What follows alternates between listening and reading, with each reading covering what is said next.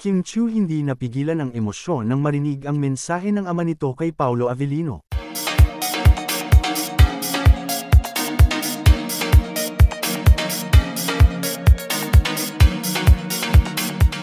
Hindi napigilan ni Kim Chiu ang kanyang emosyon nang marinig ang mensahe ng kanyang ama kay Paolo sa isang espesyal na okasyon.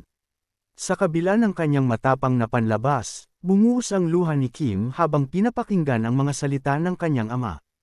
Inilarawan ng ama ni Kim si Paolo bilang isang huwarang tao at ipinaabot ang kanyang buong suporta sa relasyon ng dalawa. Ayon kay Kim, hindi niya inaasahan ang ganitong emosyonal na reaksyon mula sa kanyang ama. Puno ng pasasalamat si Kim sa pagyakap ng kanyang ama kay Paolo bilang bahagi ng kanilang pamilya.